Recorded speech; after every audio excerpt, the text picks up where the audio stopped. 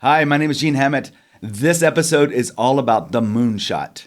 What is your moonshot? You might not even know what a moonshot is, but you will find out in this episode. We will talk about what can really inspire you to be more of yourself and engage others in something bigger than you ever thought possible. And others will call you crazy for talking about your moonshot. But we'll talk about today with a certified billionaire. This is the first billionaire that's been on the show. I'm excited to have Naveen Jain on the show. We're going to talk about the two moonshots that he has been working on. One is about interplanetary development.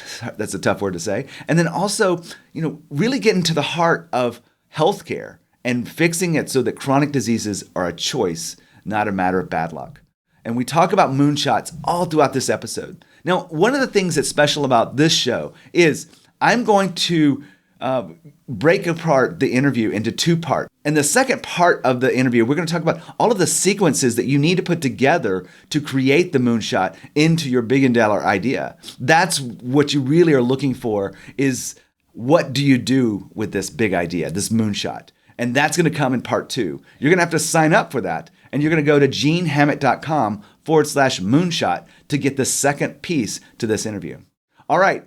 My name is Gene Hammett. I am the host of Leaders in the Trenches, and I'm here to share with you an interview that help you understand hypergrowth and so that you can, activate your leadership to grow others so that they can grow your business. All right. Here's the interview with Naveen Jain. Hi, this is Leaders in the Trenches, and I'm here with Naveen Jain. Naveen, how are you? I'm doing amazingly well, and thank you very much, Gene, for hosting me here. I'm excited to have you because this is my first billionaire, at least that I know of, because you are listed on Forbes. Is that still true? Well, the main thing really is we all are billionaires. It's really our thought process that makes us a billionaire, because we have, every one of us has $1 billion potential. So we are that $1 billion horse that we just need to execute on it now. I want to give our audience a little bit about you, because maybe they haven't heard the name before, because all the Bezoses and the Zuckerbergs and the Musk get most of the attention today in our media. So I want to give you a chance to talk about some of the things that you're working on right now, so that they know that this is serious. This is the way a billionaire thinks. So give us a couple of those projects that are really near and dear to you. Well, right now I am focused on two projects. One of the project is Moon Express, which is the only company in the universe that has a permission to leave Earth orbit and land on any celestial body. In this case, happens to be the moon. So despite how much our friend Elon and Jeff and Richard love them all, but at the end of the day, they're still stuck in the low Earth orbit. So they can talk about all they want. None of them actually even have a permission to leave Earth orbit. So with that said, if any one of them ever decides to come to the moon, I would say, welcome to the neighborhood, right? But my other project that I'm currently focusing a lot of my time really is my another moonshot, which is how do we make illness truly a matter of choice, not a matter of bad luck? Because this is the only industry that we know of, health, it's called healthcare, where we are not about health. It is really the more money we spend, the sicker we get. And there's something wrong with this picture where the whole industry is in fact designed to keep us sick, not designed to keep us happy. In this system, everybody makes money when we are sick, and no one makes money when we are not sick. And that's the reason it is such a, if you incent someone for a behavior, you get the behavior that you want, right? In this case, the behavior they are incenting is when you are sick, doctor makes money. When you are sick, a hospital makes money. When you are sick, insurance keeps money. And pharmaceutical companies love chronic diseases because they want to keep you sick, because now they have a subscriber for life. Right. So you didn't mention the name of that company. So which one is that? This is called Viome, V as in Victor, IOME. You're going to love about this. As many of you probably can figure out that I'm of Indian origin, and Indians cannot pronounce the word we. So why don't we start a company and call it a Viome that you can't pronounce? But, love the name. It makes it something to talk about. So, you mentioned the word, and maybe not everyone's heard this. I think it's fantastic, but moonshot. Yes. What is moonshot to you? So moonshots are really the audacious goals, the audacious problems that are facing humanity. That means if those problems are solved, they really are as big as the first time when we landed on the moon. This is the what I would call the ultimate goal of each of us should be to find our own moonshot. And our moonshot would be, what if that is successful? How would that change the trajectory of how humanity is going to live?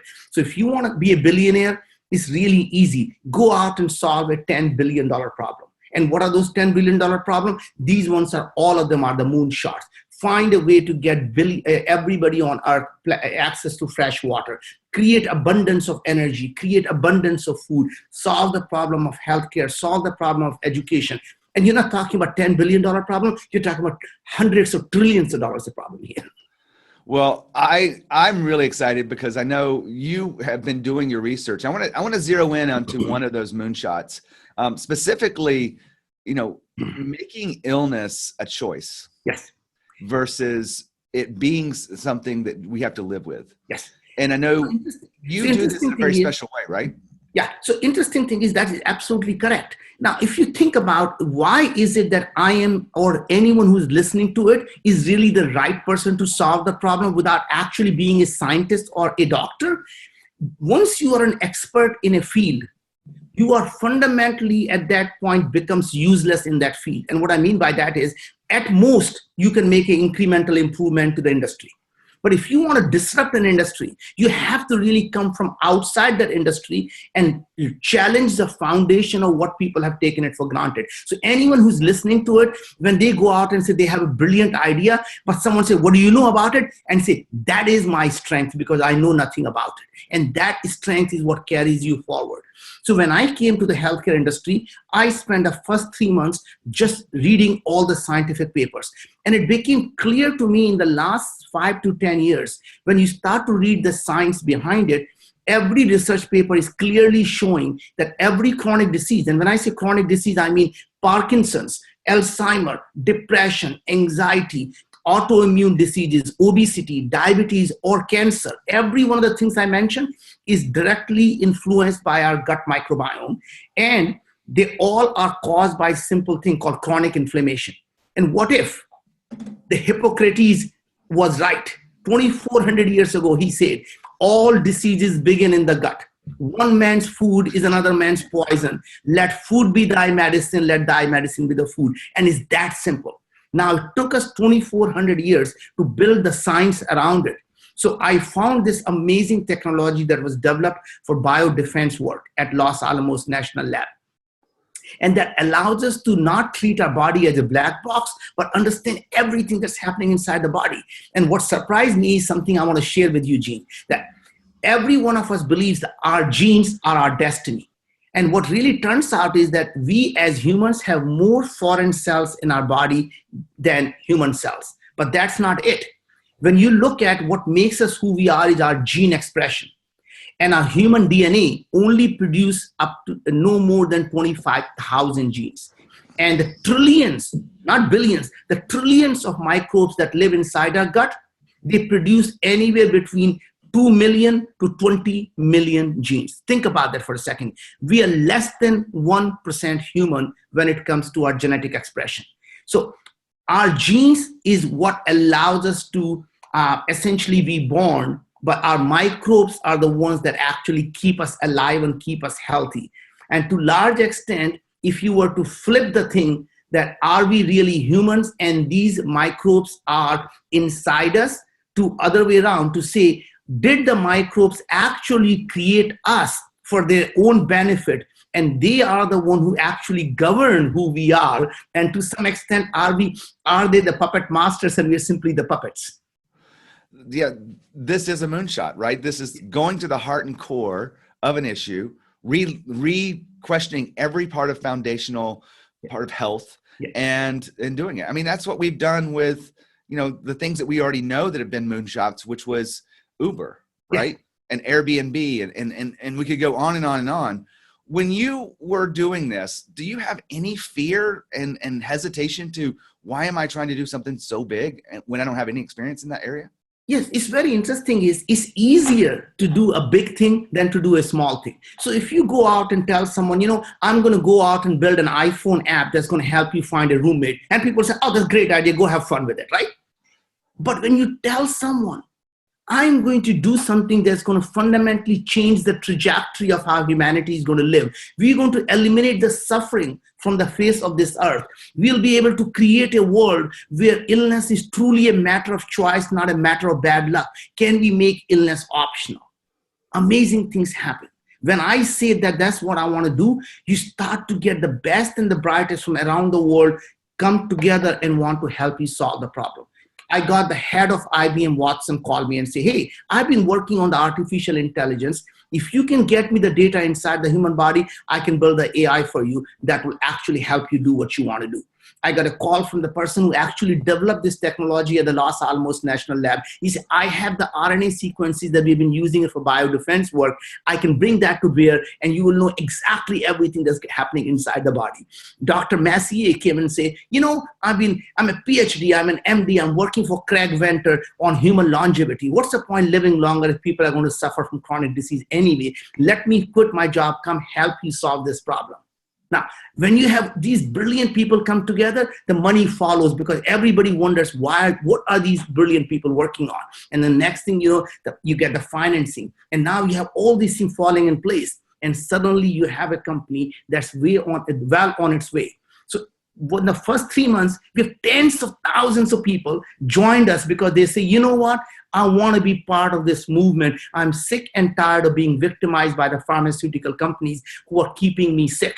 I'm going to take control of my own health. I want to become the CEO of my own health. An amazing thing happened. The more people who joined, not only everyone got better themselves, they joined the movement that made everyone before them and everyone after them even better. Because to do this thing, it requires artificial intelligence. Artificial intelligence requires more and more people to join the movement. And here's the brilliant part. 10,000 people that we have done, they help the next 10,000 people. And now that we have 20,000 people, we essentially now able to do more for everyone, those 20,000 people, but everyone who comes after them is really benefiting from that. If we can get 1 million people, this problem gets solved. So all I'm asking here is, I'm here on your show asking for help. If we can get everyone who's listening to it, their friends, family, their employees, they care about people to come join us on this movement, sign up for Wyome. And when you do, not only you will feel better, you will get better, you'll be performing at your own peak. And if you have any chronic conditions, you'll be thanking me because those chronic conditions are disappearing. Now imagine when you join, not only you help yourself, you help the humanity move forward. If we do it right, we will be the generation that will be known for solving this problem. And if we cannot come together, pharmaceutical companies will continue to victimize us, and we will be the generation that will be known for missing out on a great opportunity when we had a chance. So let's not be that generation that's known for missing out on an opportunity, and better be known for the ones that actually solve the problem. I love the passion you have around this. And I feel like this moonshot is really about really understanding a mission that pulls your heart and soul into it and is willing to engage other people. I mean, the fact that you're getting IBM to put their resources into it and get all of these experts in the field to come in, and I agree what you're saying. Like if you have something small, no one wants to, like, oh, great, that's good. Nice for you. But when you have something big and changing the world, so that's a moonshot. I want to pause here for a second because a lot of people probably go, you know what? I don't have the resources for this. I don't have, you before you started doing this, you created another company, right? Yeah. What was that other company and how did you find this that? This is my 7th company. So, Okay. Don't get me wrong, but it doesn't matter. I also starting my first company that became wildly successful, but that's not the point.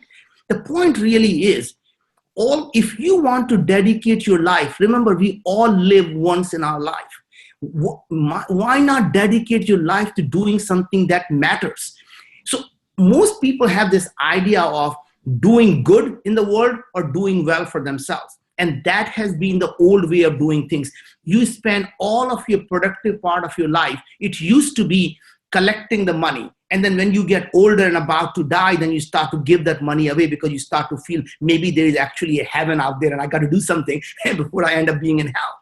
But the world has changed now. The doing good and doing well are not mutually exclusive. In fact, if you want to do a small good in the world, you start a nonprofit. If you want to do a large good in the world, you start for profit. In fact, the only way you can ever create $1 billion is to start solving a $10 billion problem, $100 billion problem, or $1 trillion problems. You know, when you were talking about this, it makes me think of my book, and the audience probably knows this, and I know you don't know me very well, Naveen. I ran a $5 million company, and I was doing well for myself. Yes. And I felt empty. Yeah. And I wanted to do something big, and I wouldn't let myself. And it took me losing everything, having to reinvent my life. And I looked back and I realized I was trapped by my success. That's right. And that's what happens. People make a small bit of money and they get trapped into it, right? And what happens is once you get trapped, you can incrementally make it a little bit more, but you can never disrupt and blow it up and say, you know what? I am done. I'm going to go out and do what matters. What is my true passion? And people ask, how do you find your true passion? And actually, it's not really hard. There are two ways of finding a true passion. Find yourself and say, what are you willing to die for? And then live for it. And the second part that I think most people actually find it easier is to say, if I had everything in my life that I want, I have billions of dollars, I have a wonderful family, I have everything. What would I do? And if you do that, that's what's going to allow you to get everything that you want in life. So go backward and saying, what would you do if you had everything? And if you do that, that's what's going to allow you to get everything that you want in life. Don't focus on making money. Making money is like having an orgasm. If you focus on it, you're never going to get it. So just enjoy the journey. I've heard you say that one before. So I'm glad you brought it up because it's hilarious. We're going to make those two questions there are practical and actionable. So if you need to go back, I mean, maybe I should just recast them here. I wrote them down. You can correct me if I'm wrong.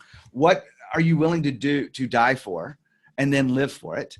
And then the second question was, if you had all the money, what would you do? Yeah. Right? So the answer is, I am doing what I'm supposed to be doing. I mean, the fact is, this is what's my calling. If I didn't feel this is what I wanted to do, I would be sitting in some warm island. So fact is, at this point in my life, I am 58. There's no reason for me to be starting a company working 18-hour days, 7 days a week. I get no more than 4 or 5 hours of sleep. I get up 4 a.m. every day. I read all the scientific paper from 4 a.m. to 7 a.m. because I want to learn. Intellectual curiosity is what drives me. And the fact that we have a potential and we have the knowledge and we have the resources for the first time where you and I and a small group of people can actually do things that only the superpowers did. And that's really the big difference. Excuse me. There's never been a time in the human history where individuals can now do things without requiring a lot of resources. Remember, we had to build the data centers before. We had to go out and spend so much money. Now everything is open source. You can test the ideas on Amazon Web Service. You don't need the fancy data center. You don't need a lot of code to be written. You can borrow from a lot of the open source, and you can get started something really, really easy. You can test your ideas. You can fail fast. It doesn't require a lot of money for you to know if you can build a quick traction or not. And when you're doing something that amazing, you'll find the universe will align itself to make those dreams come true.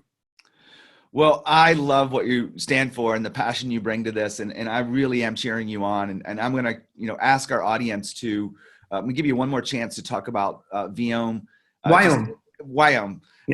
To give us, like, in 1 minute, why should we go look at this and where should we go to find out more information? Well, it's Viome.com. It's V as in Victor, IOME.com. And interesting thing is, for the first time, you'll be able to understand what is going on inside your gut. Really, your gut is the key to your health.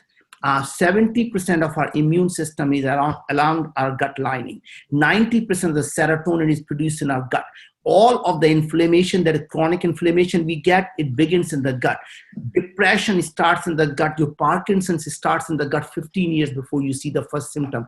Once you have a chronic inflammation, it may pop up as diabetes, it may pop up as obesity. You don't have to take my word for it. Just Google any of the chronic disease you want. You can Google Parkinson's and microbiome. You can Google Alzheimer's and microbiome, depression and microbiome, obesity, diabetes. Is clearly shown. We have tens of thousands of customers today who tell us their acne is gone. So they do the Viome test. They have had acne for 8-10 years, tried everything. And all we do is simply focus on balancing their gut, reducing the inflammation.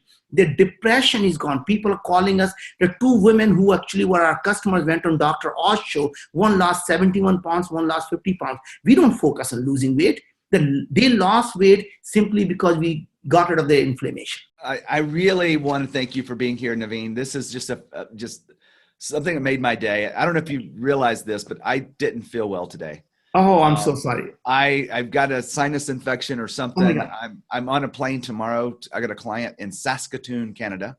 Oh my God. But I got out of bed to be here for you. Thank you. I appreciated. My heart warms up. Thank you, Gene, for honoring the commitment. And I'm here. And if there's anything I can do for you, you know how to reach out to me.